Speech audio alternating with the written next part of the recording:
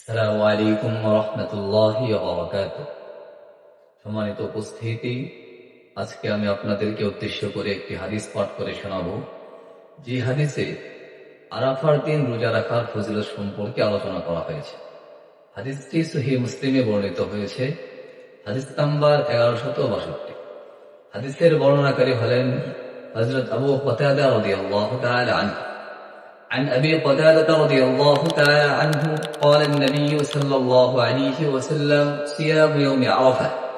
হযরত আবু কাতাদা রাদিয়াল্লাহু তাআলা আনহু থেকে বর্ণিত, রাসূলুল্লাহ সাল্লাল্লাহু আলাইহি ওয়াসাল্লাম আরাফার দিন রোজা রাখা সম্পর্কে বলেছেন, আহতাসিবু আলাল্লাহ, আমি আল্লাহ তাআলার কাছে আশা রাখি, আইয়ুকাফফিরা আস-সানাতাল্লাতী ক্বাবলাহু ওয়াস-সানাতাল্লাতী বা'দাহু, যে আরাফার দিন রোজা রাখার কারণে আল্লাহ তাআলা পূর্ববর্তী এবং পরবর্তী এক বছরের গুনাহ ক্ষমা করে দেবেন।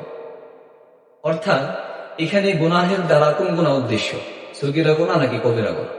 এখানে গুনাহের মাধ্যমে গুনাহের দ্বারা উদ্দেশ্য হচ্ছে সগীরা গুনাহ। কবিরা গুনার জন্য তওবা করা জরুরি।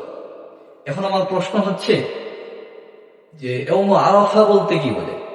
ইয়াউম আরাফা বলতে কি সৌদি আরবের আরাফার দিন নাকি ৯ জিলহজ? এক্ষেত্রে অধিকাংশ উলামায়ে কেরামের বক্তব্য হচ্ছে, অভিমত হচ্ছে, মত হচ্ছে আরাফার দিন দ্বারা উদ্দেশ্য হচ্ছে ৯ জিলহজ।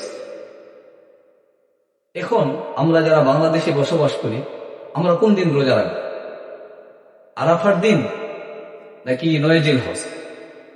যেহেতু আরাফার দ্বারা উদ্দেশ্য হচ্ছে ৯ জিলহজ, তো আমাদের জন্য ৯ জিলহজে রোজা রাখাটাই সবচেয়ে ভালো হবে, উত্তম হবে।